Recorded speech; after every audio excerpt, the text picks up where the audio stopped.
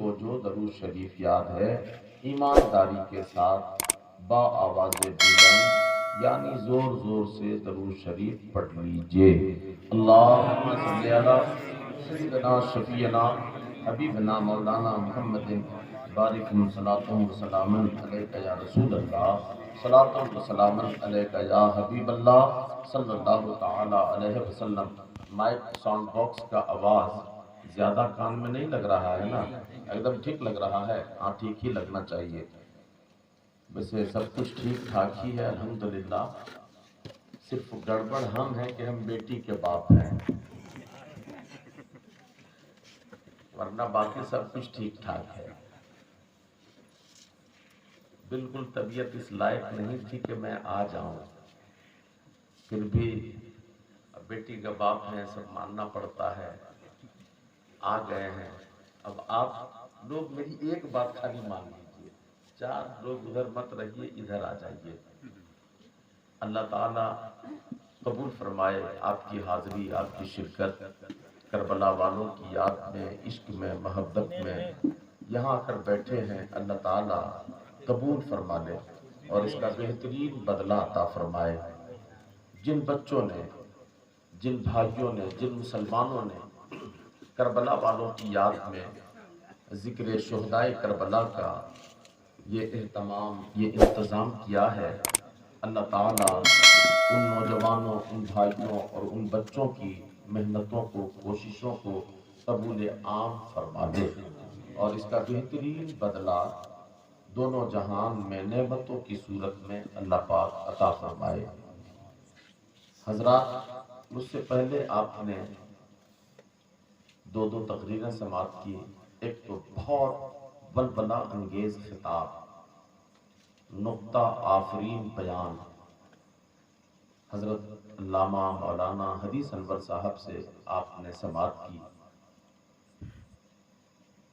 اپنے خطیب و امام حضرت علامہ مولانا حامد رضا صاحب سے آپ نے سماعت کی، اور جو مقامی بیرونی نعت خواں، نعت پڑھنے والے، منقبت پڑھنے والے ہیں، سب کو آپ نے سنا، سب کو آپ نے نوازا۔ حضرت مولانا غلام حیدر صاحب، قاری سراج احمد نوری صاحب، ایسا لگ رہا تھا کہ پڑھتے رہیں ہم لوگ سنتے رہیں۔ اللہ تعالیٰ اسٹیج پر جتنے بھی بیٹھے ہیں، رپورٹنگ کرنے والے یا جو کرنے والے جتنے حضرات یہاں بیٹھے ہیں، اللہ تعالیٰ سب کی شرکت قبول فرما لے اور سب کی عمر میں، علم میں خوب برکت عطا فرمائے۔ میں دعا لینے کے لیے دعا کر رہا ہوں، میں اس قابل نہیں ہوں کہ میں دعا کروں، مجھ کو اپنے دعا کی حقیقت معلوم ہے، لیکن مجھے دعا چاہیے، اس لیے میں ان بزرگوں کے حق میں دعا کر رہا ہوں۔ بہرحال دوستوں، مجھے بہت لمبا عنوان دیا گیا ہے اور اتنے لمبے عنوان پر کم سے کم میرے طرح کم پڑھا لکھا اسلامیات کا ایک معمولی اسٹوڈنٹ تو بیان نہیں کر سکتا ہے، پھر بھی میں کوشش کروں گا کہ کچھ آپ کو بات سمجھ میں آ جائے۔ اور میں سب سے پہلے شروعات کرتا ہوں اس بات سے کہ کربلا کیا ہے اور کربلا کی اہمیت 1400 سال کے بعد کیا ہے، اور 1400 سال کے بعد بھی گاؤں گاؤں، بستی بستی، شہر شہر، جدھر جائیے ادھر ادھر، ہر طرف محرم کے مہینے میں کربلا کے شہیدوں کا ذکر ہوتا ہے، بیان ہوتا ہے، اور لوگ بہت پیار سے، محبت سے، عقیدت سے، جذبے کے ساتھ سنتے ہیں، اور جب سنانے والا سناتا ہے، سننے والا سنتا ہے، تو ایسا لگتا ہے کہ بالکل آ کر کے دل میں دھک دھک لگنے لگتا ہے۔ حالانکہ واقعہ، حادثہ، تاریخ، یہ سب کچھ دنوں کے بعد اس کا جو اثر ہے وہ ختم ہو جاتا ہے۔ آپ اپنی زندگی کو دیکھیں، یہ زندگی کا دستور ہے۔ اگر کسی آدمی کے گھر میں کوئی جنازہ ہو جائے، میت ہو جائے، کسی کا انتقال ہو جائے تو گھر اور گھر کا جو ماحول ہے غم میں تبدیل ہو جاتا ہے، گھر والوں کا رو رو کے برا حال ہو جاتا ہے، کئی دنوں تک گھر میں چولہا تک نہیں جلتا ہے، حالانکہ جلانے کی ممانعت نہیں ہے۔ ویسے یہ ایک بہتر طریقہ ہے کہ مرنے کے بعد جو ہم لوگوں کے یہاں رائج طریقہ ہے اب یہ ختم ہو رہا ہے۔ پہلے ہمارے یہاں طریقہ تھا کہ اگر کسی کا انتقال ہو جائے تو گودیا حیات کے لوگ کھانا بنا کر کے ٹائم پر پہنچا دیا کرتے تھے، یہ ایک اچھا طریقہ تھا۔ ویسے گھر میں بھی کھانا بنانا اس کی ممانعت نہیں ہے، گھر میں چولہا جلانا اس کی ممانعت نہیں ہے، جلا سکتے ہیں، بنا سکتے ہیں، مگر وہ ایک بہتر طریقہ تھا اور بنایا بھی نہیں جاتا ہے۔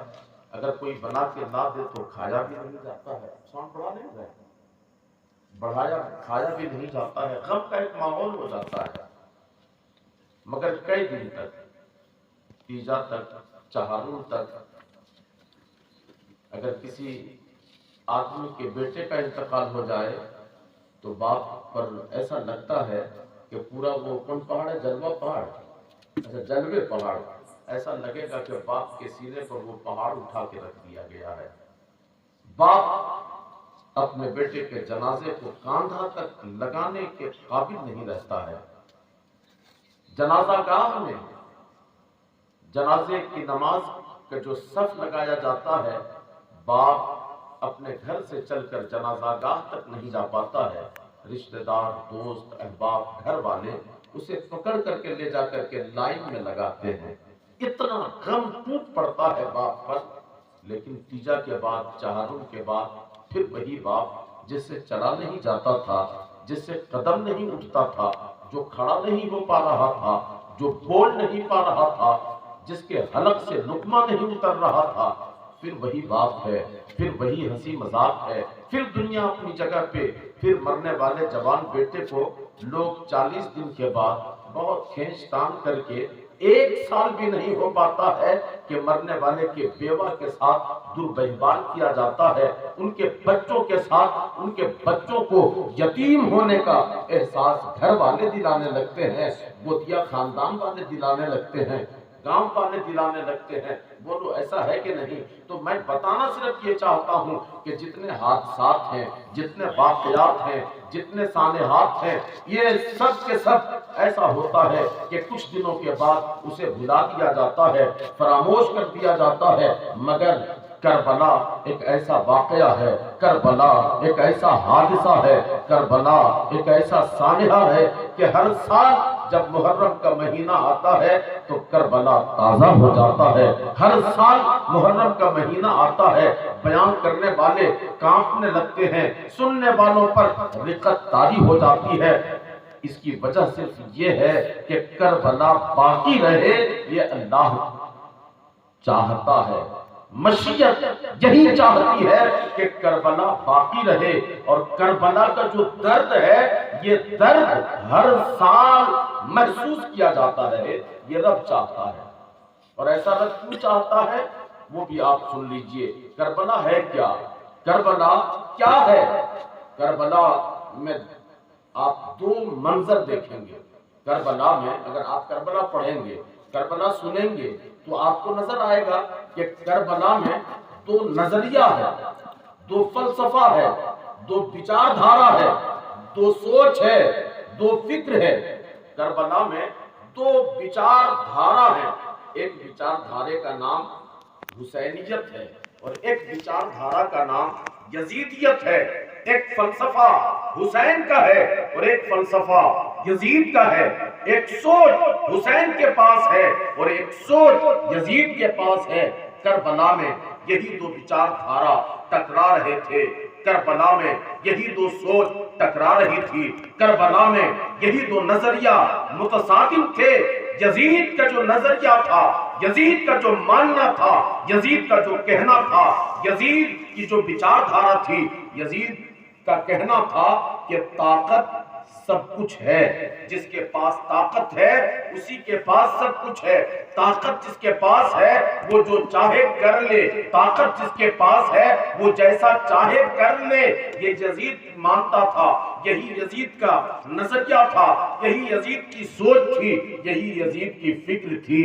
اور دنیا والے بھی یزید کے اس بات پر، بہت سارے لوگ پہلے بھی یزید کے زمانے میں بھی اور آج بھی بہت سارے لوگ اس نظریہ کو مانتے ہیں کہ طاقت جس کے پاس ہے اسی کے ساتھ دیا جائے، جس کے پاس طاقت ہے اس کی مدد کی جائے، جس کے ساتھ طاقت ہے اس کے ساتھ سمجھوتا کیا جائے، جس کے ساتھ طاقت ہے اس کے ہمراہ ہو جایا جائے، طاقت کو تسلیم کر کے، طاقت کو مان کر کے، طاقت کی مدد کر کے، طاقت کی معاونت کر کے اپنی زندگی کو بہتر بنا لیا جائے۔ یہی وجہ تو تھی کہ یزید اتنا فاسق تھا، گنہگار تھا، برا تھا، بدعمل تھا، بد کردار تھا، اس کے باوجود لاکھوں لوگ یزید کے ساتھ ہو گئے اور لاکھوں لوگوں نے اپنی زبان بند کر لی۔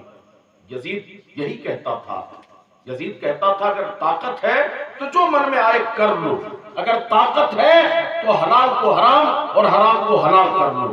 یہی یزید کہتا تھا کہ طاقت ہی سب کچھ ہے۔ امام حسین نے کہا یہ غلط ہے، یہ سوچ، یہ نظریہ، یہ فکر، یہ فلسفہ اور یہ وچار دھارا سراسر غلط ہے۔ طاقت سب کچھ نہیں ہے بلکہ حق سب کچھ ہے۔ کیا چیز؟ حق سب کچھ ہے۔ جس کے پاس حق ہے اگر طاقت اس کو ختم بھی کر دے تو حق نہیں ملتا ہے۔ اس لیے طاقت کو نہیں مانا جائے بلکہ حق کو مانا جائے۔ یہی تو نظریہ، یہی تو فکر، یہی تو پیغام ہے جس کو سمجھنا ہے۔ طاقت کو نہیں ماننا ہے بلکہ حق کو ماننا ہے، حق کو تسلیم کرنا ہے۔ اب ایک بات یاد رکھیے کہ جو لوگ طاقت کا ساتھ دیتے ہیں، جو لوگ طاقت کی مدد کرتے ہیں، گویا ان کا نظریہ غلط ہے، اور جو لوگ حق کا ساتھ دیتے ہیں، آج ہوتا کیا ہے ہمارے یہاں، جب کوئی بات ہوتی ہے، آپ جس لیول سے لے لیجیے، جب کوئی بات ہوتی ہے، دو آدمی میں جھگڑا ہو گیا، جھگڑا جب ہوا تو لوگ گئے، ایک آدمی آدھا کمیٹی والے کے پاس گیا، سیکریٹری صاحب کے پاس، اور ایک آدمی صدر صاحب کے پاس، اور یہ دونوں جب جمع ہوئے، پنچایت بیٹھی، تو سیکریٹری صاحب کے پاس جو آدمی پوچھنے گیا تھا، وہ سیکریٹری صاحب اس کے بیچ بچاؤ میں بات کر رہے ہیں، اور صدر صاحب کو جس نے پوچھا تھا وہ اس کی بیچ بچاؤ کر رہے ہیں۔ ایسا ہی ہوتا ہے کہ نہیں؟ وہ جب نہیں ہوتا ہے زیادہ تر، چائے پی کر کے اب فیصلہ کیا جاتا ہے، اب گھوس لے کر کے فیصلہ کیا جاتا ہے۔ بولو ہمارے علاقے میں ایسے لوگوں کی کمی ہے جن کا پروفیشن، جن کا ذریعہ آمدنی لوگوں کو لڑانا اور پھر لوگوں سے دونوں طرف سے گھوس لے کر کے ان دونوں کا فیصلہ کرنا؟ ایسے لوگ ہیں کہ نہیں؟ میں کوئی باہر کا نہیں، میں بھی اسی علاقے کا ہوں، یہیں پیدا ہوا، یہاں کی تہذیب، یہاں کی سانسکرتی، یہاں کی سابیتا سب جانتا ہوں۔ یاد رکھیے گا، فیصلہ نہ صورت دیکھ کے کی جاتی ہے، فیصلہ نہ چہرہ دیکھ کے کیا جاتا ہے، نہ طاقت دیکھ کے کیا جاتا ہے، فیصلہ حق پر کیا جاتا ہے، چاہے اپنا کیوں نہ ہو۔ اگر اس کے خلاف فیصلہ جا رہا ہے تو یہ امام حسین کا نظریہ ہے کہ حق کی آواز کو بلند کیا جائے۔ آپ زیادہ ادھر ادھر نہیں سوچئے گا، میں آپ کو ایک مثال دیتا ہوں۔ اسلام کا جو نظریہ ہے، میرے نبی پاک نے دنیا میں بدامن، دنیا میں میرے نبی سے پہلے دنیا میں بدامنی پھیلی تھی، نبی پاک دنیا میں تشریف لائے، امن شانتی کا پیغام دیا۔ وہ دنیا جو بے قرار تھی، مضطرب تھی، کرا رہی تھی، اللہ کے رسول کے سرمدی اور ابدی پیغام نے دنیا کو راحتوں کی سانس عطا فرمائی۔ اور پھر میرے نبی کے بعد ابو بکر صدیق کا زمانہ آیا، حضرت عمر فاروق کا زمانہ آیا، عثمان غنی کا زمانہ آیا، مولا علی کا زمانہ آیا، حسن مجتبیٰ کا زمانہ آیا۔ میرے نبی کے بعد 30 سال تک جو زمانہ ہے، یہ خلافت علی منہاج نبوت چلتی آ رہی تھی، جہاں پر ایک معاملی غلام کو، ایک ادنا آدمی کو معاشرے کے سب سے بڑے آدمی کے خلاف آواز اٹھانے کا حق تھا۔ بھرے مجمع میں، مسجد میں اگر کوئی ممبر پہ کھڑا ہو کر کے تقریر کر رہا ہے، خطبہ دے رہا ہے، تو ایک معاملی غریب کو اس بات کا حق تھا پوچھ لینے کا کہ فاروق اعظم، مال غنیمت میں جو کپڑے آئے تھے مدینے کے سارے لوگوں کو تقسیم کیا گیا تھا برابر برابر، ہمیں بھی ملا تھا وہ کپڑا اور آپ کو بھی وہ کپڑا ملا تھا۔ فاروق اعظم، ہمارا کپڑا تو اتنا تھا کہ ہم اگر اس کا کرتا بنائیں تو ہمارا کرتا چھوٹا ہو گیا، مگر آپ کو بھی اتنا ہی ملا تھا، آپ کا بھی اتنا ہی حق تھا، لیکن آپ کا جو کرتا آج نظر آ رہا ہے ایسا لگتا ہے کہ آپ امیر المومنین تھے، آپ کے ہاتھ میں بیت المال کا سارا خزانہ تھا، لگتا ہے کہ کپڑا آپ نے زیادہ لے لیا ہے اس لیے کہ آپ کا کرتا زیادہ لمبا ہو گیا ہے۔ اس کی وجہ بتائیے۔ حضرت عمر فاروق، جمعہ کا دن ہے، منبر پر مسجد نبوی میں کم نہیں 1,00,000 سے زیادہ صحابہ مسجد میں موجود ہیں، کوئی چند لوگوں کے درمیان کی بات نہیں ہے، 1,00,000 سے زیادہ مسجد نبوی میں لوگ موجود ہیں، اور تب اس مجمع میں ایک آدمی نے کھڑے ہو کر کے کہا، فاروق اعظم بتائیے کہ کیا آپ نے بے ایمانی کر لی ہے؟ اگر آپ نے بے ایمانی کی ہے، کپڑا زیادہ لے لیا ہے تو کس بنیاد پر لیا ہے؟ حضرت فاروق اعظم نے تقریر بند کر دی، فرمایا کہ اس سوال کا جواب میں نہیں، میرا بیٹا عبداللہ ابن عمر دے گا۔ اور آپ نے کہا اگر میرا بیٹا عبداللہ ابن عمر مسجد میں ہے تو یہاں میرے سامنے آ جائے۔ عبداللہ ابن عمر گیا، کہا تو بتا اس کا جواب۔ حضرت عبداللہ ابن عمر کہنے لگے، لوگوں میں گواہی دیتا ہوں کہ جتنا کپڑا ایک عام اور مدینے کے سب سے غریب آدمی کو ملا ہے، اتنا ہی کپڑا امیر المومنین سیدنا فاروق اعظم کو ملا ہے، اتنا ہی کپڑا مجھے بھی ملا تھا۔ اگر اس کپڑے سے میں کرتا بنواتا تو میرا بھی چھوٹا ہو جاتا، اگر میرے بابا امیر المومنین بنواتے تو ان کا بھی چھوٹا ہو جاتا۔ میرے حصے میں جو کپڑا آیا تھا، میرے بابا کے پاس کپڑا نہیں تھا، ایک ہی جبہ تھا جس میں کئی جگہ پیوند لگے تھے، مجھے اچھا نہیں لگتا تھا، میں نے اپنے حصے کا کپڑا اپنے باپ کو دے دیا، اور میرے باپ نے اپنے حصے کا کپڑا بھی اور میرے حصے کا کپڑا بھی بنا کر کے ملا کر کے اور ایک لمبا کرتا بنا لیا ہے۔ وہ ایک حق تھا۔ لیکن آج مجھے بتاؤ کہ آپ کے گاؤں کے سیکریٹری صاحب، صدر صاحب کے خلاف اگر کوئی آدمی ایک جملہ بول دے تو اس کی زبان کھینچ لی جائے گی، مکھیا صاحب نہ جانے کتنے طرح کے اس پر مقدمات لگوا دیں گے۔ تو میرے نبی نے جو امن کا پیغام دیا تھا، دنیا کا پہلا کلمہ پڑھنے والا کم بخت، بد کردار، بد عمل یزید تھا، جس نے اسلامی اقدار کی پامالی کر ڈالی۔ یزید نے صرف یہ نہیں کیا کہ نبی کے گھر والوں کو بھوکا پیاسا رہ کر میدان کربلا میں جانوروں کی طرح ذبح کر دیا، یزید وہ بد کردار انسان ہے۔ جب امام حسین رضی اللہ تعالیٰ عنہ کے گھر والوں کو کربلا میں شہید کر دیا گیا، شہداء کربلا کے سروں کو دوبارہ لا کے کربلا میں دفن کر دیا گیا، مگر امام زین العابدین اور امام حسین کی بہن حضرت زینب امام حسین کا سر لے کر کے کربلا سے مدینہ پہنچ گئی، اور جب مدینہ پہنچی زینب اور یہ کارواں، یہ قافلہ جب مدینہ پہنچا، اہل مدینہ کو خبر ہوئی، حضرت زینب، حضرت زین العابدین اور رسول اللہ کے گھر والوں کی حالت دیکھی، ٹوٹا پھوٹا قافلہ دیکھا، پورا چمن فاطمہ ہرا بھرا تھا۔ سبحان اللہ، فاطمہ کے شہزادوں اور شہزادیوں کا عالم یہ تھا۔ آج بھی آپ دیکھو نا سیدوں کو، آج بھی دیکھو، ہزاروں کے مجمع میں بٹھا دو، 14 صدیاں گزر گئی، مگر آج بھی جب کوئی آل رسول کسی ہزاروں کے مجمع میں آتا ہے تو اسے بتانے کی ضرورت نہیں پڑتی ہے کہ یہ نبی کے آل ہے، یہ نبی کے گھرانے والے ہیں، بلکہ چہرہ دیکھو تو 1400 سال کے بعد بھی چہرہ بتا دیتا ہے کہ یہ آل نبی ہے، اولاد رسول ہے، یہ سید زادے ہیں۔ وہ تو فاطمہ کے ڈائریکٹ اولاد تھے۔ اعلیٰ حضرت نے کہا، یا رسول اللہ، تیری نسل پاک میں ہے بچہ بچہ نور کا، تو ہے اہل نور، تیرا سب گھرانہ نور کا۔ وہ جو نبی کا گھرانہ تھا مدینے میں، لوگ دیکھتے تھے تو بے قرار نگاہوں کو سکون مل جایا کرتا تھا۔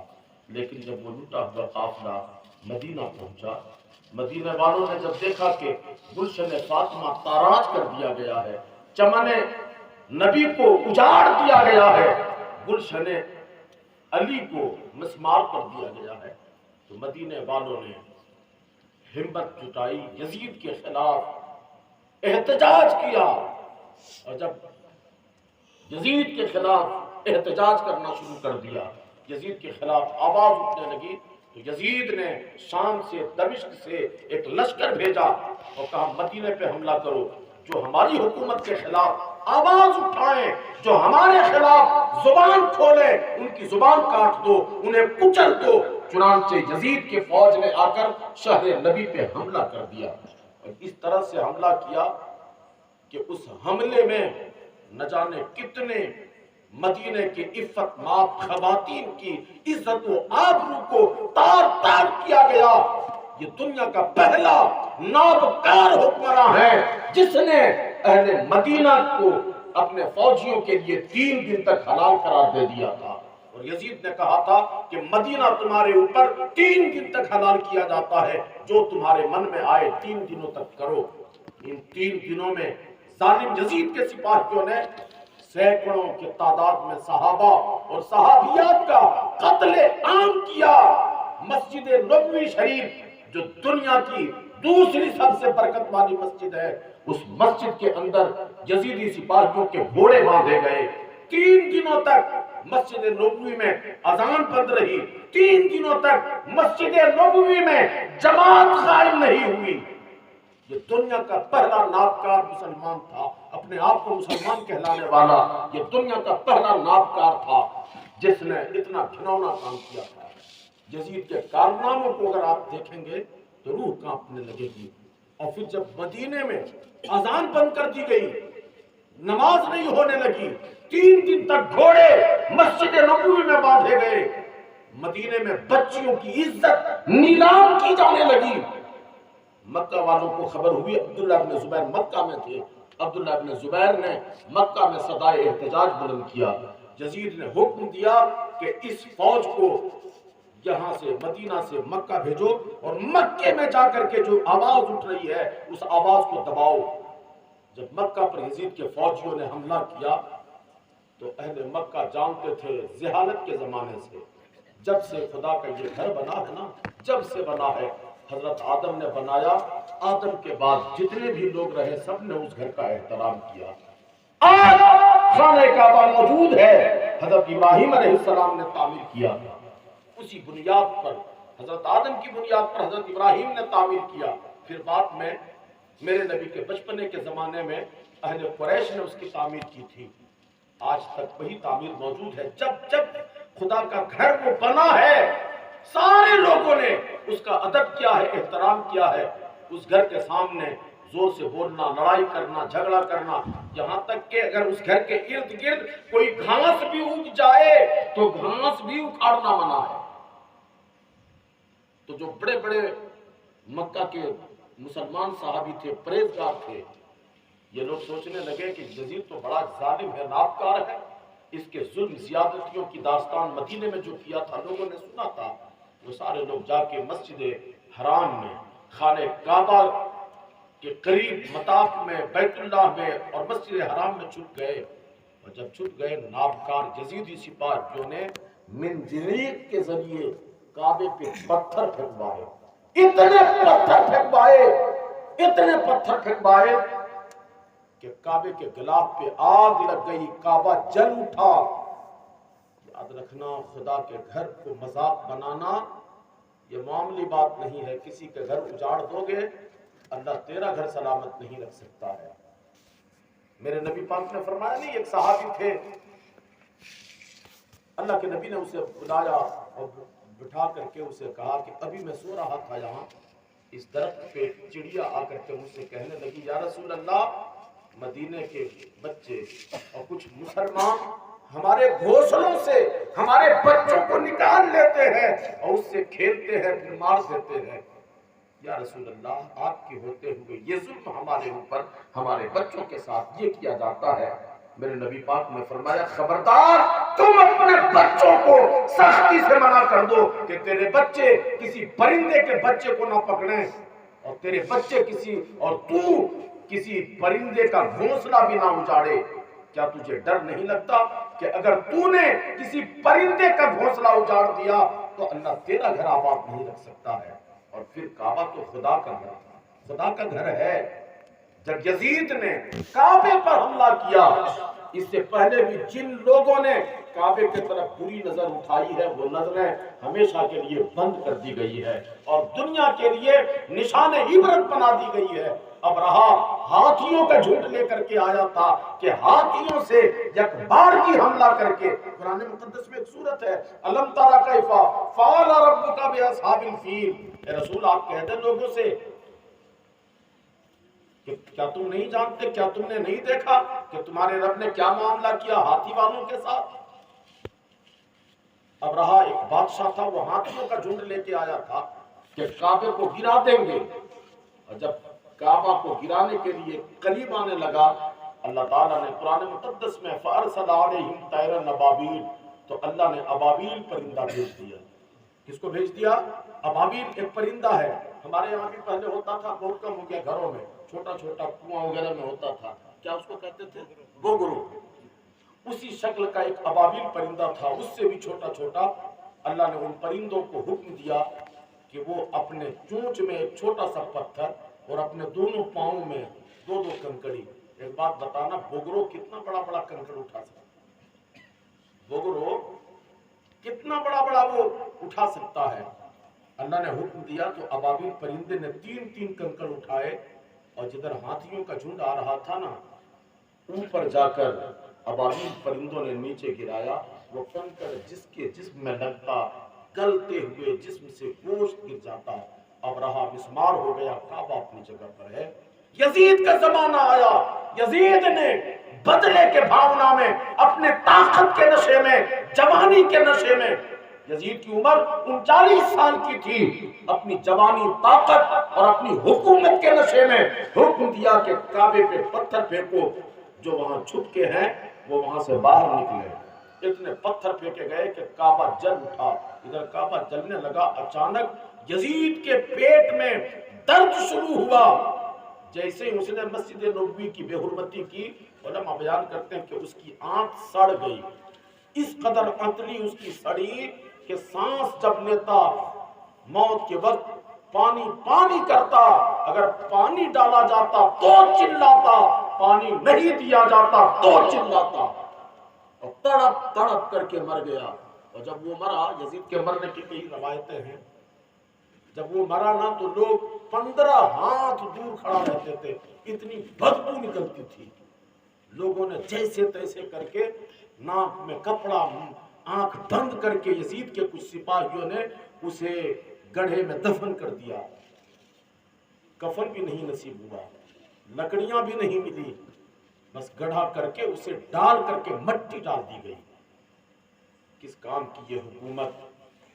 اور جب یزید کے مرنے کے بعد اس کا بیٹا معاویہ بن یزید، اس کو لوگوں نے کہا کہ اب خلافت تیرے ذمہ ہے، اور جب یزید کے کچھ دوستوں نے، حواریوں نے پکڑ کے اس کے بیٹا کو کہا کہ یہ کرسی سنبھالیے، اس کا بیٹا چیخنے لگا، کہا مجھے یہ حکومت نہیں چاہیے، یہ محل نہیں چاہیے، یہ دولت، یہ خزانہ نہیں چاہیے جس کی بنیاد میں نبی کے اولاد کا خون لگا ہو، مجھے یہ دولت، یہ پیسہ اور یہ تخت، یہ تاج نہیں چاہیے۔ بیٹا چیختے ہوئے وہاں سے باہر نکلا، اپنے کمرے میں گیا، 6 مہینے تک کمرے میں بند رہا، اور مرنے کے بعد جب روح نکل گئی تو کمرے سے اسے مردہ نکالا گیا۔ کس کام کی یہ حکومت؟ یاد رکھنا، اللہ ظالموں کو چھوڑتا نہیں ہے، جو ظلم کرتا ہے ظلم کرنے والوں کا انجام برا ہوتا ہے، اور جو مظلوم ہوتے ہیں وقتی طور پر، جسے ستایا جاتا ہے۔ کربلا میں امام حسین مظلوم تھے، مجبور نہیں تھے، مظلوم تھے۔ امام حسین پر ظلم کیا گیا، ان کے گھر والوں کو بھوکا پیاسا رکھا گیا، اور امام حسین نے بھوک برداشت کی، پیاس برداشت کی، آپ نے اپنے نظر کے سامنے اپنے بچوں کو دیکھا، ان کی حالت دیکھی، کس لیے؟ صرف اس لیے تاکہ قیامت تک لوگ حسین کو دیکھ کر، حسین کے گھرانہ کو دیکھ کر، حسین کی عظمت کو دیکھ کر اور لوگ اپنی زندگی گزارے، اپنے بستیوں میں، اپنے گاؤں میں، اپنے علاقے میں نظام اور اسلامی نظام رائج کریں۔ ایک بات یاد رکھیے گا، کربلا کا پیغام دو ہے، ایک تو مردوں کے لیے اور ایک عورتوں کے لیے۔ مردوں کے لیے دیکھیں، میں وہ ٹاپک اس لیے نہیں چھیڑ رہا ہوں نا کہ اس پہ میں 10 گھنٹہ تقریر کرتا ہوں اور پھر مجھے سمجھ میں نہیں آتی ہے کہ کہاں سے بیان کروں، کون والا چھوڑ دوں۔ اس لیے سوچ رہا ہوں کہ اب بیٹی باپ ہوں، آ گیا ہوں، تو کسی طرح سے میں بھی اپنا ٹائم ختم کر دوں۔ بہرحال ورنہ وہ داستان سنانے کے لیے بہت پرسکون ماحول چاہیے۔ مولانا حدیث انور صاحب کی اتنی انقلابی تقریر ہو گئی ہے، اس انقلابی گفتگو کے بعد پھر وہ سارا منظر بیان کر پانا بڑا کٹھن ہوتا ہے، بہت درد، اور کم سے کم میں تو نہیں بیان کر سکتا ہوں، عجیب کیفیت طاری ہو جاتی ہے۔ تو بہرحال میں بتا رہا تھا کہ دو پیغام ہیں۔ مردوں کے لیے پیغام کیا ہے؟ ہر حال میں انصاف پر قائم رہا جائے، ہر حال میں نمازوں کی پابندی کی جائے۔ اور عورتوں کے لیے پیغام کیا ہے؟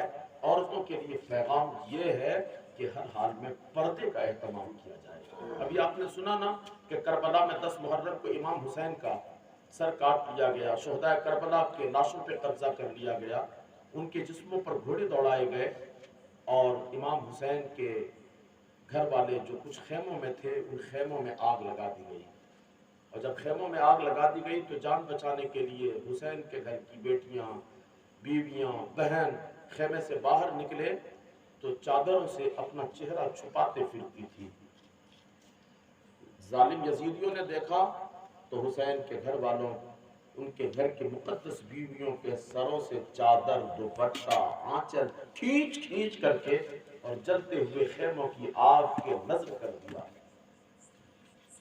میرے حسین کی دو بیٹی کربلا کے میدان میں تھی، سیدہ فاطمہ بنت حسین اور سیدہ سکینہ بنت حسین۔ سکینہ کی عمر 6 سال کی تھی، مگر سیدہ فاطمہ بنت حسین کی عمر 11 سال کی تھی۔ حسین کی بیٹی کے سر سے جب آنچل چھین کر کے ڈال دیا گیا، حسین کی بیٹی اپنے سر کا بال اپنے چہرے پہ ڈال کر کے اور یزیدی لشکر کے مخالف رخ کھڑا ہوتی تھی۔ یہ حال تھا، یہ عشق تھا میدان کربلا میں۔ اس حال میں بھی حسین کے گھر والوں نے، حسین کی بیٹیوں نے، بہن نے درس دیا تھا، جتنی بڑی بھی مصیبت آ جائے ہمیشہ پردے میں رہنا ہے، عورت کا کام ہے پردے میں رہنا، عورت کا کام ہے اپنے گھر، اپنے خاندان کی عزت و آبرو کی حفاظت کرنا، ہر حال میں پردے کا اہتمام کیا جائے۔ مگر یہاں تو حسین کے نام پر جو ہوتا ہمارے علاقے میں 16 سنگار کر کے گھر کی ساری بہو بیٹی نئی پرانی سب 16 سنگار کر کے بن سور کر کے، اور آج کل تو ایسا بنتی ہے خدا کی پناہ۔ وہ ایک بچہ تھا، نہیں وہ واقعہ ہے، خبر ہے، جو موبائل میں جو دکھایا جاتا ہے، ایک بچہ تھا، ایک عورت اپنے بچہ کو لے کر کے بیوٹی پارلر چلی گئی، بچہ کو باہر بٹھا دیا اور اس نے میک اپ شروع کروائی، اور میک اپ کرنے کے بعد جب وہ باہر نکلی تو بچہ کھوجنے لگا میری امی کہاں ہے۔ وہ عورت جب اس بچے کو گود لیتی تو بچہ کہتا میری ماں کہاں ہے، تو عورت کہنے لگی بیٹا میں ہی ہوں تیری ماں۔ بولا نہیں تو میری ماں نہیں ہے، میری ماں تو ایسی نہیں تھی۔ اب اتنے بن سور کر کے دیکھو اپنے شوہروں کے لیے بناؤ سنگار جائز ہے، ثواب کا کام ہے، لیکن بن سور کر کے جب گھر سے کوئی عورت نکلتی ہے، اللہ کے نبی نے ارشاد فرمایا جب تک واپس نہیں آ جاتی ہیں اللہ کی لعنتیں اس پہ برستی رہتی ہیں، فرشتوں کی لعنتیں برستی رہتی ہیں، اور ملائکہ اور نبیوں کی لعنتیں اس پر برستے رہتی ہیں۔ تو اپنے گھر کی عورتوں کو، اپنی بہو بیٹیوں کو اس بات کی تعلیم دو، انہیں پردے کا اہتمام کراؤ اور خود نمازوں کی پابندی کرو۔ حضرت امام حسین رضی اللہ تعالیٰ عنہ کا یہ لوٹا ہوا قافلہ کربلا میں جب شہید کر دیا گیا، شہادت کے بعد سروں کو لے کر آپ نے سنا یزید کے دربار تک پہنچایا گیا۔ پہلے تو کربلا سے کوفہ پہنچایا گیا، تو کوفہ تک لے کر کے جو جا رہا تھا نا، اس آدمی کا نام تھا خولی بن یزید۔ وہ کوفہ شہر کا رہنے والا تھا۔ امام حسین کا سر ایک نیزے پہ رکھ کر وہ اپنے گھر گیا، اور گھر میں جا کر کے رات ہو گئی تھی۔ دارالعمارت عبید اللہ بن زیاد کا وہ جو گورنر ہاؤس تھا وہ بند ہو گیا تھا۔ جتنے کربلا سے لے کر کے سروں کو گئے تھے، یہ دارالعمارت کے باہر، گورنر ہاؤس کے باہر سب میدان میں رات ٹھہر گئے۔ خولی بن یزید کا گھر کوفہ میں تھا۔ امام حسین کا سر لے کر کے وہ اپنے گھر چلا گیا، اور گھر جب گیا تو رات ہو گئی تھی۔ اس کی بیوی کھا پی کر کے سو گئی تھی۔ اس کی بیوی کا نام نورہ تھا۔ خولی بن یزید نے امام حسین کے سر کو آنگن میں دیوار میں لگا کے کھڑا کر دیا، اور یہ بھی تھکا ہوا تھا کربلا میں، یہ بھی جا کے رات میں سو گیا۔ آدھی رات کو جب اس کی بیوی کی آنکھ کھلی تو اس نے دیکھا کہ میرے گھر میں ہر طرف بہت تیز روشنی ہے، بہت تیز روشنی، نور۔ کھولی کی بیوی باہر نکلی، ماجرا کیا ہے؟ اتنی تیز روشنی، اتنی اچھی خوشبو، اتنی اچھی مہک ہمارے گھر میں کہاں سے آ رہی ہے؟ یہ کہتی ہے میں پاگلوں کی طرح ادھر ادھر گھومتی، پھر میں نے دیکھا کہ ہمارے گھر کے آنگن میں دیوار سے لگ کر ایک سر میزے پہ رکھا ہوا ہے، اس کی پیشانی سے نور نکل رہا ہے، اور وہ نور نہ صرف میرے گھر آنگن کو منور کر رہا ہے، اس پیشانی سے نکلتے ہوئے اس نور کا عالم یہ ہے کہ وہ نور زمینوں سے لے کر کے آسمانوں کو منور کرتا چلا جا رہا ہے۔ پھر وہ دیکھنے لگی کہ یہ کیا سر ہے؟ اس نے دیکھا کہ آسمان سے سفید سفید پرندے آ رہے ہیں، زمین پہ اتر رہے ہیں، اور پرندے آ کر کے اس سر کا طواف کرتے ہیں، اور اپنے چونچ سے اس سر کے پیشانی کو، اس کے ہونٹوں کو چومتے پھر واپس چلے جاتے ہیں۔ خولی کی بیوی نے جا کے اپنے شوہر کو جگایا، چلو دکھاتے ہیں آج ہمارے گھر میں کیا ہو گیا ہے۔ لگتا ہے کوئی سر ہے، اس کی پیشانی سے نور نکل رہا ہے، چمک نکل رہی ہے، پورا گھر چمک رہا، خوشبو نکل رہی ہے۔ خولی نے کہا کہ صبر کرو، صبح ہو جانے دو، وہ حسین ابن علی کا سر ہے، صبح ہم عبید اللہ بن زیاد کے دربار میں پیش کریں گے، ہمیں خوب انعام سے نوازا جائے گا، ہم مالا مال کر دیے جائیں گے۔ اس کی بیوی نے کہا ہائے نادان، کوئی باہر جاتا اپنے گھر والوں کے لیے نیکیاں کما کے آتا ہے، حلال کما کے آتا ہے، ثواب کا کام کر کے آتا ہے، ہائے نابکار تو کیا کر کے آیا ہے؟ تو فاطمہ کے شہزادے کو ذبح کر کے سر لے کر کے آیا ہے، اور تو سوچتا ہے کہ تو کامیاب ہو جائے۔ میں ڈرتی ہوں کہ صبح ہونے سے پہلے کہیں اس گھر میں خدا کا قہر نہ نازل ہو جائے۔ چنانچہ وہ وہاں سے نکلی اور پھر بھاگ گئی، اور پھر مورخین کو اس کا تذکرہ ہی نہیں ملا کہ کہاں اس نے اپنی زندگی گزار دی۔ صبح ہو کر کے یہ سر، کربلا والوں کا سر یزید کے دربار میں، وہ عبید اللہ بن زیاد کے دربار میں پیش کیا گیا۔ وہ نابکار، اس کے ہاتھ میں ایک چھڑی تھی، وہ چھڑی سے حسین کے سر کو مارتا، لبوں کو مارتا، چھیڑتا، اور کہتا تھا حسین، میں نہ کہتا تھا کہ مان لو ہماری طاقت کو، مان لو یزید کو، بیعت کر لو یزید کو، تسلیم کر لو یزید کی طاقت کو۔ اگر تم مان لیتے، بیعت کر لیتے، تسلیم کر لیتے، آج مالا مال کر دیے جاتے۔ تم نے نہیں مانا، یہ انجام ہو گیا۔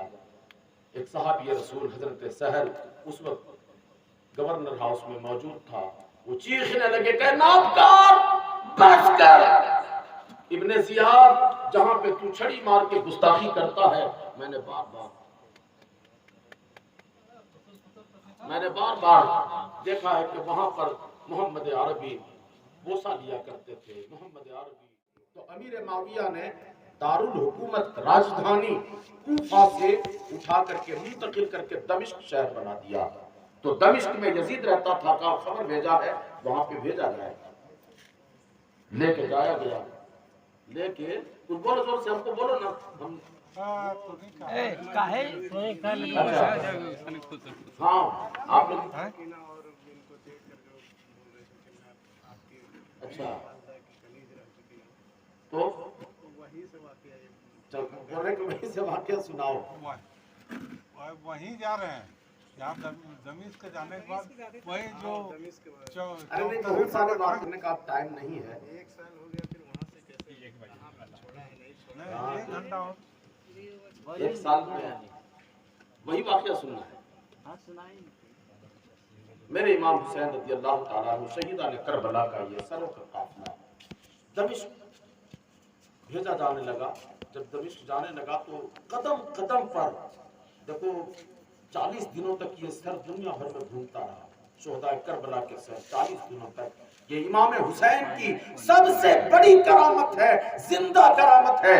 اور امام حسین کا سر کٹ جانے کے بعد بھی جن لوگوں نے امام حسین کے سر کو دیکھا، چاہے جو لوگ بھی تھے، جن لوگوں نے دیکھا، اللہ تعالیٰ نے کسی کو محروم نہیں رکھا۔ گھومتے رہے، اسلام کی تبلیغ ہوتی رہی، لوگ دیکھتے تھے اور مسلمان بن جاتے تھے۔ اگر کوئی جہنمی ہوتا، حسین کے سر کو دیکھتے، کربلا والوں کے شہیدوں کا سر دیکھتے، تو اللہ تعالیٰ ان کو جہنمی سے اٹھا کر کے جنتیوں کے لائن میں ان کا نام لکھ دیتا تھا۔ یہ برکت تھی۔ یہ قافلہ جب لے کے جایا جانے لگا نا، تو یہ لوگ جدھر جاتے دنیا کا پورا نظام بدل گیا۔ بعض مورخین نے لکھا ہے کہ یہ جو سورج ڈوبنے کے وقت آسمان میں جو لالی دیکھتے نہیں، شفق، یہ شفق کی لالی کربلا سے پہلے نہیں تھی۔ کربلا سے پہلے کبھی بھی یہ لالی کسی نے نہیں دیکھا۔ جس دن امام حسین قتل کیے گئے اور جب وہ شام آئی، تو شام آنے کے بعد زمین روئی، آسمان روئے، فرشتے روئے، انبیاء کی روحیں مضطرب ہو گئی۔ آسمان اس طرح سے رویا کہ آسمان کے کنارے کنارے لال دھاریاں نکل آئی، جسے شفق کی لالی کہتے ہیں۔ کربلا سے پہلے یہ نہیں تھا۔ کربلا کے ارد گرد جو پتھر تھے، ان پتھروں کے نیچے جس پتھر کو اٹھایا جاتا اس سے تازہ خون نکلتا تھا۔ یہ حالت تھی۔ آسمان پر خون سے لکھا گیا کہ یہ کتنے نابکار لوگ ہیں جو کہتے ہیں کہ ہم مسلمان بھی ہیں، اور نبی کی آل کو جانوروں کی طرح بھوکا پیاسا ذبح کر دیا، اور امید رکھتے ہیں کہ قیامت کے دن ان کے نانا کی ہم کو شفاعت مل جائے گی۔ آسمان پر ان یزیدیوں نے لکھا ہوا دیکھا، مگر پھر بھی یہ دنیا کے اتنے متوالے تھے، اس قدر لالچی تھے کہ ان کے اوپر کوئی فرق نہیں پڑا۔ اب بھی توبہ کر کے، معافی مانگ کر کے، اپنے نام شقیوں سے نکال کر کے سیدوں میں لکھوا سکتے تھے، مگر دنیا یہ بڑی ظالم ہے۔ دنیا کے ہرس میں، لالچ میں مت پڑنا، اپنی آخرت کی فکر کرنا۔ جب یہ کارواں کربلا کا یہ لٹا ہوا قافلہ چلنے لگا، تو ایک دن یہ قافلہ ایک راستے سے گزرنے لگا، صبح کا ٹائم تھا، اور جیسے گزرا تو راستے کے کنارے ایک گرجا گھر پڑتا تھا۔ اس گرجا کا ایک پادری راستے پہ آ کے کھڑا ہو گیا۔ وہ آ کے کہنے لگا کہ اے لوگوں ذرا ٹھہرو، ٹھہر کے مجھے ایک بات بتاؤ کہ تم کون لوگ ہو، یہ کن لوگوں کا سر ہے، یہ کس طرح کا کارواں ہے، یہ کیا قافلہ ہے، ذرا کچھ تو میری مدد کرو، بتاؤ۔ یزیدی سپاہیوں نے کہا ہمارے راستے خالی کرو، ہمارا وقت ضائع مت کرو، ہمیں شام جانا ہے، دمشق پہنچنا ہے، ہمارے اوپر ضروری نہیں ہے کہ ہم تیرے سوال کا جواب دیں۔ اس بوڑھے پادری نے کہا لوگوں میں بہت پریشان ہوں، میں 40 سال سے اس گرجا میں رہتا ہوں، تنہا تنہا اپنے دین، اپنے دھرم کے مطابق عبادت کرتا ہوں، مگر آج تک میں نے ایسی انہونی باتیں نہیں دیکھی جو کل رات سے ہی میں دیکھ رہا ہوں، سن رہا ہوں، میں پاگل ہو گیا ہوں، مجھے کچھ تو بتاؤ کون لوگ ہو۔ تو لوگوں نے کہا سن، ہم حکومت وقت یزید ابن معاویہ کے سپاہی ہیں، اور یہ جو سر تم دیکھ رہے ہو، یہ جو کچھ قیدی دیکھ رہے ہو، یہ سب کے سب ان کے باغیوں کا سر ہے۔ کہا کیا نام تھا ان کا؟ کہا ان کا نام حسین ابن علی ہے، ان کے سردار کا نام، یہ علی کے گھر والے ہیں، انہی کے بیٹے بھتیجوں کا یہ سر ہے، اور انہی کے بیٹیوں اور ان کے نواسوں ناتیوں کو قیدی بنا کے لے جایا جا رہا ہے۔ اس بوڑھے پادری نے کہا کہ ایسا کرو، ذرا وہ جو حسین کا سر ہے مجھے قریب سے دکھاؤ، اور ذرا وہ سر ہمیں دے دو، ذرا ہم قریب سے دیکھنا چاہتے ہیں۔ شبر نے کہا بوڑھے ہمیں زیادہ پریشان مت کرو، ہم کیوں تجھے دکھانے جائیں، ہم کیوں تجھے دینے جائیں، تو بتا تو کیوں پریشان ہے۔ اس بوڑھے پادری نے کہا سن، میں 40 سال سے یہاں رہتا ہوں، عبادت کرتا ہوں اور ریاضت کرتا ہوں، 40 برسوں میں میں نے اپنے مذہب کے مطابق نہ کوئی گناہ کیا، نہ کوئی غلطی کی، میں تو عبادت و ریاضت میں لگا رہتا ہوں، مگر آج کل رات سے میں جب ایک عجیب بات دیکھتا ہوں، میں جب اپنے کمرے سے نکلتا ہوں ہمارے گرجا کے دیواروں سے بچوں کی طرح رونے کی آواز آتی ہے، درختوں کے پاس جاتا ہوں وہاں سے رونے کی آواز آتی ہے، درخت کی ٹہنیوں سے پتیوں سے رونے کی آواز آتی ہے، میں پاگل کی طرح پریشان ہو گیا۔ میں نے سنا ایک آواز آئی، اے بوڑھے پادری، حسین ابن علی کربلا میں بھوکے پیاسے شہید کر دیے گئے ہیں، جب سے وہ شہید ہوئے ہیں ان کا قافلہ سروں کا، شہیدوں کا وہ سر لے کر کے ظالم یزید کے سپاہی شام لے کے جا رہے ہیں، دمشق لے کے جا رہے ہیں، اور جس راستے سے سروں کا یہ قافلہ گزرتا ہے ہر رات اور ہر صبح آسمان سے فرشتوں کی جماعت، جنات کی جماعت اور مقدس ارواح ان سروں کی زیارت کو آتی ہیں، اور راستے کے کنارے درختوں پہ، دیواروں پہ، ٹہنیوں پہ، شاخوں پہ بیٹھ کر جنات لوحا کرتے ہیں، فرشتے آہت بکا کرتے ہیں، اور امام حسین پر جو ظلم کیا گیا ہے اس ظلم کو یاد کر کے یہ فرشتے بے قرار رہتے ہیں۔ تو یہ جو تم رونے اور بلکنے کی آواز سن رہے ہو یہ تم پاگل نہیں ہوئے ہو، بلکہ یہ جنات کی قومیں ہیں، فرشتوں کی جماعتیں ہیں جو تیرے گرجا کی دیواروں پر بیٹھ کے رو رہی ہیں۔ اس لیے لوگوں میں چاہتا ہوں کہ مجھے ذرا حسین کا سر دے دیا جائے تاکہ میں قریب سے دیکھوں۔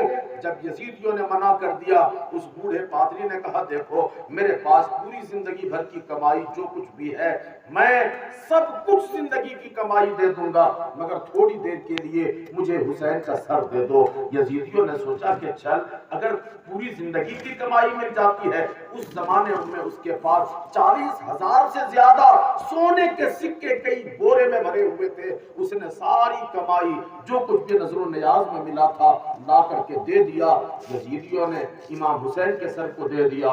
وہ بوڑھا پادری حسین کے سر کو لے کر اپنے گرجا کے کمرے میں گیا، ایک اونچے تخت پہ رکھا اور اس نے پانی منگوایا، اس پہ خوشبو ڈالی اور مہکدار خوشبودار پانی سے امام حسین کے چہرے کو دھویا، زلف معمر کو صاف کیا، پھر اپنے عقیدے کے مطابق ہاتھ باندھ کے کھڑا ہو گیا اور کہنے لگا کہ اے حسین ابن علی، اے نبی محمد رسول اللہ کے نواسے، میں گواہی دیتا ہوں آپ سچے ہیں، آپ حق پر تھے۔ جیسے اس بوڑھے پادری نے یہ اپنے عقیدے کے مطابق کہا، امام حسین کے لب ہلے، آواز آئی بوڑھے پادری میں بھی تجھے مبارکباد دیتا ہوں کہ تو نے میری پیشانی پہ خوشبودار پانی ڈالا، میرے پیشانی کے گرد کو صاف کیا اور اللہ نے تیرے دل کی گندگی صاف کر دی۔ تو نے 40 سال تک عبادت کی تھی مگر سب بیکار ہے، کوئی کام کے نہیں۔ آج تو نے پیار سے میرے پیشانی کے گرد صاف کیے، اللہ نے تیرے دل کو ایمان کی برکتوں سے مالا مال کر دیا ہے۔ جب اس پادری نے حسین کی یہ کرامت دیکھی، پادری نے کہا گواہی دیتا ہوں آپ سچے ہیں، آپ کا دین سچا ہے، آپ کا نانا سچا ہے، اور اس پادری نے کلمہ پڑھ لیا، لا الہ الا اللہ محمد رسول اللہ، مسلمان ہو گئے۔ پھر یہ قافلہ وہاں سے چلا، جب دمشق شہر کے قریب پہنچنے لگا تو یزید نے حکم دیا تھا دمشق شہر کو سزا سوار کر کے رکھا جائے، سزا سوار کے رکھا گیا۔ اور پھر جب ساری تیاری ہو گئی تو یزید نے کہا کہ اب اس قافلے کو اندر لے کر کے آؤ۔ جب اندر لے کے جایا گیا، صبح سے لے کر دوپہر تک حسینیوں کا یہ قافلہ نبی کے گھر والوں کو، نبی کی بیٹیوں کو، حضرت زینب کو، سکینہ کو، سیدہ فاطمہ کو اور ان مقدس بیٹیوں کو کوفہ کے گلیوں بازاروں میں تماشا بنا کر ڈول باجے بجا کر کے گھمایا جانے لگا۔ اور جب ایک چوراہے پہ پہنچا جہاں یزید کے پلاننگ کے مطابق وہاں پر اس قافلے کو رکنا تھا، یزید نے دعوت کا اہتمام کیا تھا، شہر اور اپنے حکومت کے بڑے بڑے وزیروں کو، منتریوں کو، شہر کے خاص لوگوں کو اس نے وہاں پہ بلایا تھا، ان کے لیے کھانے پینے کا انتظام تھا۔ دوپہر کا ٹائم ہوا، کارواں وہاں پہنچا، تو جب وہاں پہنچا دسترخوان لگایا گیا، شراب کا انتظام کیا گیا، ناچنے والے کو بلایا گیا، گانے والے بلائے گئے، ڈھول تماشے والوں کو بلایا گیا، दस्तरखान लगा, मगर करबला से लुटा हुआ इस काफिले को एक चबूतरे पे रख दिया गया और हुसैन और शहीद करबला के सरों को चबूतरे के चारों तरफ नेज़े पे रखकर खड़ा कर दिया गया। हुसैन के घर वालों को हुसैन के बेटे और बेटियों के हाथ पांव बांधकर चबूतरे के ऊपर में रख दिया गया। और फिर वो जालिम यजीदी खाने पीने में मगन हो गए। किसी को इस बात का ख्याल भी नहीं रहा कि ये कैदी जो जिंदा हैं कम से कम उनके सामने भी पानी डाल दिया जाए, उनको भी कुछ दे दिया जाए। अल्लाह अकबर, ये खाने पीने में मगन थे। हजरत इमाम हुसैन के घर वाले हजरत यास से यजीदियों के दस्तरखान के तरफ देख रहे थे। फिर हजरत ज़ैनब कहती हैं, कुछ लम्हा गुजरा था, हमने देखा कि कुछ औरतें हैं अपने सरों पर कुछ सामान लेकर बड़े बड़े थाल लेकर के आई, रखा चबूतरे पे, उस पे कुछ खाने पीने के सामान थे। उन्होंने कहा कि बीवी ये कुछ खाने पीने के सामान है, आप लोग कैदी हैं, आपको भी भूख प्यास लगी होगी, आप इसे खा पी लीजिए। चुनांचे ज़ैनब ने जब देखा रोने लगी कि या अल्लाह, मैं तो उस माँ की बेटी हूँ जिसकी माँ खुद भूखे रह करके अपने बच्चों को भूखा रख करके 3-3 दिन तक और गरीबों को खिलाती थी। आज उसी की बेटी के सामने ये खाना पानी डाला जा रहा है। हजरत ज़ैनब को कई बातें याद आ गई। मेरी माँ फातिमा का आलम क्या था कि जब अगर कोई भूखा आ जाता, कहती कि रसूल की बेटी दे दो, हसन और हुसैन सोए होते तो उठा के जमीन पे रख देते और चादर बेचवा करके खाना बना करके भूखे को खाना खिलाती थी। आज उसी की बेटी के सामने ये खाने डाले जा रहे हैं। हजरत ज़ैनब ने कहा, अल्लाह आप लोगों को सआदत अता फरमाए, भलाई दे। माई, हम नबी के घर वाले हैं, हमारे घर का ये तरीका है कि हम किसी का उधार नहीं रखते, मगर हम मजबूर हैं, मगर वादा करती हूँ कि कयामत के दिन जरूर बदला दूंगी और जरूर बदला दिलवाऊंगी।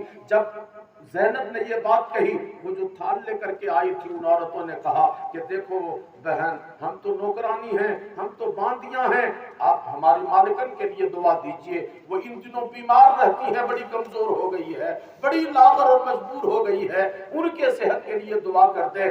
ज़ैनब ने कहा, अगर हो सके तो अपनी मालिकन को हमारे पास ले आना, ताकि सामने से कम सलाम करके शुक्रिया के एक बोल तो कह सकूं। वो औरतें चली गई और औरतें सहारा दे करके एक बहुत कमजोर सी औरत को लेकर के आई, चबूतरे के पास आके कहने लगी, मेरी मालिकन यही बीबी है जो आपको सलाम करना चाहती थी, जो आपके लिए दुआ करना चाहती थी, शुक्रिया अदा करना चाहती थी। जब ज़ैनब के पास आई, हजरत ज़ैनब ने कहा, माई एक बात तो बताओ कि हम लोग 25 दिन हो गए हैं ये काफिला लूटा हुआ और 25 दिनों तक घुमाया जाता रहा है। जिस शहर में गए, जिस बस्ती में गए, लोगों ने सिर्फ तमाशा देखा, मगर माई पहली खातून तू है कि तुझे ये दर्द कहां से पैदा हुआ, ये रस्म, ये तरीका, ये चाल चलन तूने कहां से सीखी। उस बूढ़ी औरत ने कहा, बेटी ये बड़ी मोहब्बत की बात है, बड़ी पुरानी बात है, बेटी मुख्तसरन सुन लो। मैं अपनी उम्र के इब्तिदाई जमाने में मदीने में नबी की बेटी फातिमा के घर कनीज होती थी, नौकरानी होती थी। एक दिन फातिमा ने मुझे मदीने के बाजार में सामान लाने भेजा। जब मैं बाजार गई, मैंने सामान खरीदा और जब वापस आने लगी तो रास्ते में एक शहजादे की नजर मुझ पर पड़ गई। वो शहजादा मेरे हुस्न को देखकर मुझ पर फरेफ्ता हो गया, मेरे पीछे चल के सैयदा के घर आ गया और उसने मेरे निकाह का पैगाम भेजा। करीम बिनते करीम ने, नबी की बेटी फातिमा ने सबसे पहले मुझे आजाद कर दिया, फिर अपने हाथों से मुझे दुल्हन का जोड़ा पहनाया, सजा सवार के दुल्हन बनाया, उस शहजादे के साथ निकाह कर दिया। और जब रुखसत करने लगी तो मैं आखिरी दफा जब फातिमा के पास गई ताकि नबी की बेटी फातिमा के कदम चूमूं, तो जैसे ही मैंने कदम चूमने का इरादा किया, रसूल की बेटी फातिमा ने मेरी कलाई पकड़ ली और पकड़ के कहा कि बेटी आज तुझे दुल्हन बना करके मैं आजाद कर रही हूँ। कभी मैंने तुझे न कोई तकलीफ दी, न कभी तुझे अपनी बेटी से अलग समझा, हमेशा बेटी की तरह रखा, मगर आज तुझे आजाद कर रही हूँ, भेज रही हूँ। मेरी एक बात याद रखना, अपनी पूरी जिंदगी में अगर कहीं तुझे कोई मुसाफिर नजर आ जाए उनके साथ भलाई कर देना, अगर कोई कैदी नजर आ जाए उनकी खिदमत कर देना। इधर वो बूढ़ी औरत अपनी बात बता रही है, इधर ज़ैनब ने जब अपनी माँ की बात सुनी, बच्चों की तरह फातिमा को याद करके बिलक के रोने लगी। उस बूढ़ी ने कहा, बेटी मेरी दास्तान सुन के तू क्यों रोने लग गई है? क्या तू मदीने को जानती है, फातिमा को जानती है? ज़ैनब ने कहा, माई बड़ी करीब से जानती हूँ। तो उस औरत ने कहा कि बेटी अगर तू जानती है तो एक बात बता दे, जब मैं मदीने में थी तब फातिमा के दो बेटे थे, एक का नाम हसन था, दूसरे का नाम हुसैन था। फातिमा के घर एक बेटी थी जिसका नाम ज़ैनब था। बेटी ख्वाहिश है कि देखूं मगर कभी जा न सकती हूँ, एक बात बता, हुसैन किस हाल में है, हसन किस हाल में है, और फातिमा की बेटी ज़ैनब किस हाल में है? उस औरत ने जब पूछा, ज़ैनब ने कहा, माई फातिमा के बेटे हुसैन से मिलना चाहती है, वो देखो जो सर नेज़े पे रखा हुआ है वो फातिमा के बेटे हुसैन का सर है। फातिमा की बेटी ज़ैनब को देखना है, मुझे देखो मैं फातिमा की बेटी ज़ैनब हूँ। और फिर उस औरत ने जब ये बात सुनी, उसने कहा, ए सैयदा, आपने पहले दिन ही क्यों नहीं कह दिया था? अगर आप कह देते तो आज आपके बेटी के सामने मैं दाना पानी नहीं बल्कि अपनी जान का नजराना पेश कर देती। और उस बूढ़ी औरत ने एक आह खींची और ज़ैनब के कदमों पे सर झुका दिया और फिर अपनी जान देने वाले के हवाले कर दिया, शहीद हो गई। और फिर ये काफिला यजीद के दरबार में पहुंचा। जब यजीद के दरबार में पहुंचा, आखिरी बात, आखिरी किस्सा कह के मौसम भी बिगड़ रहा है, मौसम भी अब रोने लगा है। दास्तान करबला सुनते सुनते, अल्लाह अकबर, बोलो सुभान अल्लाह। जब यजीद के दरबार में पहुंचा तो यजीद दुनिया का ये पहला नाबकार था जिनको अपने भाइयों पर एतमाद नहीं था, जिनको मुसलमानों पर भरोसा नहीं था। यजीद ही दुनिया का ये पहला मुसलमान है जिसने अपना मशीर, अपना वजीर यहूदियों को बनाया और ईसाइयों को बनाया था। यजीद का सबसे बड़ा जो मुशीर था उसका नाम सरजून था, ये यहूदी था। यजीद के बहुत सारे दोस्त थे। उस जमाने में 1 महीना के करीब हो गया था करबला का ये सर करबला से चले हुए दुनिया भर में फैल गई थी कि कुछ लोग हैं उनका सर जिस्म से अलग कर दिया गया है, मगर सर का हाल ये है कि सब नेज़े पे हैं, 1 महीना हो गया है, मेरे कोई फर्क नहीं पड़ता है। सब पेशानी चमकती है, जुबान हिलती है, लब चलते हैं, कुरान की तिलावत होती है, जिक्र की आवाज आती है।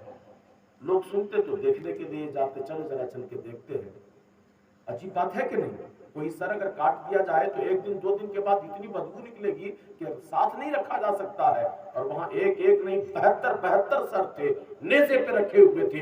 1 महीना हो गया था, मगर जैसे जैसे दिन बढ़ता जाता था पेशानी की चमक बढ़ती जाती थी, सरों से निकलने वाले खुशबू में इजाफा होता जाता था। यजीद के दरबार में मिस्र का एक ईसाई बादशाह था जो यजीद का दोस्त था, वो भी, उसने भी सुना, वो भी आया मिलने के लिए। जरा हम लोग भी चल के देखें। जब आया यजीद के दरबार में, करबला के शहीदों के सर को तख्त पे रखकर पेश किया गया। और जब पेश किया तो वो जो ईसाई बादशाह था यजीद का दोस्त मिस्र का, वो बैठ करके देख रहा था। 1 महीना हो गया है और ऐसा लगता है कि ये सब बिल्कुल ताजा है, जिस्म से अलग ही नहीं हुए हैं। वो सोचने लगा कि यार ये कितने अच्छे लोग हैं, यजीद कितना जालिम है, इसके सिपाही कितने जालिम हैं, जानवरों की तरह भूखा प्यासा ज़बह कर दिया। क्या अंजाम होगा इन जालिमों का, पता नहीं क्या होगा। वो ईसाई बादशाह बोल नहीं रहा था, दिल में सोच रहा था। और जब दिल में सोच रहा था, सुभान अल्लाह, बोलो सुभान अल्लाह, से बोलो इमाम हुसैन का सर यजीद के दरबार में तख्त पे रखा है, होंठ हिलने लगे और चलने लगे। और आवाज आई, ईसाई बादशाह क्यों तू घबराता है, क्यों परेशान होता है? अनकरीब दुनिया देख लेगी, जमाना जान जाएगा कि जो जालिम होता है वो हमेशा हारा ही रहता है और शिकस्त जुल्म करने वाले को होती है। जब उसने अपने दिल में पैदा होने वाले सवाल का जवाब सुना, पहले ही प्यार था, अब और मोहब्बत हो गई। और जब और मोहब्बत हो गई तो उस ईसाई बादशाह ने कहा, यजीद ये तो तेरे मुताबिक तेरा दुश्मन था, बागी था, मुखालिफ था, तेरा काम हो गया, एक काम करो वो सर हमको दे दो। क्या करो? वो सर, वो जो सरदार का सर है ना, वो हमें दे दो। रवायत ये है कि इमाम हुसैन का सर यजीद ने उस ईसाई दोस्त बादशाह को दे दिया। दूसरी रवायत ये है कि उस ईसाई ने कहा, यजीद ہم تجھے 30,000 سونے کا درہم دیں گے، حسین کا سر ہمیں دے دو۔ تو 30,000 درہم دے کر اس عیسائی بادشاہ نے حسین کا سر خریدا، اور سر خرید کر کے اس کے ساتھ اس کے ملک کا ایک وزیر آیا تھا۔ اس نے کہا دیکھو یہ ہمارے ملک کے خزانے میں رہنا چاہیے، یہ بہت برکت والا سر ہے، برکت والے گھرانے کی برکت والی شخصیت کا سر ہے، ہم چاہتے ہیں یہ سر لے کے ملک جائے، خزانے میں رکھ دیں، اس کی برکتوں سے ہمارے ملک کا خزانہ آباد رہے گا، ہمیشہ بھرا پڑا رہے گا۔ وہ سر لا کر کے خزانے میں رکھ دیا گیا۔ چند برسوں کے بعد دنیا بدلی۔ وہ بادشاہ جس نے حسین کا سر خریدا تھا، اس کے اوپر ایک دوسرے بادشاہ نے حملہ کر دیا، آکرمن کر دیا، سخت لڑائی ہوئی، مقابلہ ہوا۔ جس نے سر خریدا تھا پرانا بادشاہ، وہ ہار گیا، میدان جنگ میں مارا گیا، اس کی لشکر بھاگ گئی ادھر ادھر، اس کی فوج بھاگ گئی، لشکر بتر بتر، اس کے زمین پر، ملک پر، تخت پر، سب پر نئے بادشاہ کا قبضہ ہو گیا۔ سب کچھ مل گیا مگر خزانہ نہیں ملا۔ جب خزانہ نہیں ملا، جو نیا تھا یہ گھبرایا کہ یار خزانہ اتنا اچھا ملک تھا، اتنا طاقتور ملک، اتنا خوشحال ملک، خزانے سے کیسے خالی ہوگا؟ پتہ کرو کہ اس کا بیت المال خزانہ کہاں رکھتا تھا۔ اس نے جاسوس لگائے، ایک دن جاسوسوں نے آ کے بتایا بادشاہ خوشخبری ہے، کیا مل گیا خزانہ؟ نہیں، ایک بات پتہ چلتی ہے، ایک بات معلوم ہوا، وہ یہ کہ پہلے کا جو وزیر خزانہ تھا، وت منتری، وہ زندہ ہے، ہماری قید میں ہے، کہا اس کو لاؤ دربار میں۔ جب وزیر کو لایا گیا دربار میں، صدر لگایا گیا، پارلیمنٹ سجایا گیا، اور نئے بادشاہ نے وزیر سے کہا بولو خزانہ کہاں تم لوگ رکھتے تھے، تمہارا بیت المال کہاں تھا؟ تو یہ وزیر کہتا بادشاہ زیادہ کیوں چیخ چلا رہے ہو، میں کوئی ڈرنے والا ہوں تم سے؟ چیخ چلا کر کے تم مجھ کو ڈرا لے گا؟ تو میرا کچھ نہیں بگاڑ سکتا ہے، میں خزانے کے بارے میں کچھ نہیں کہہ سکتا ہوں۔ بادشاہ نے کہا یہ بہت سخت جان ہے، گستاخ ہے، جلاد بلاؤ۔ جلاد لاٹھی لے کر، کوڑے دورے لے کر آئے، بھرے دربار میں وزیر کو کوڑوں سے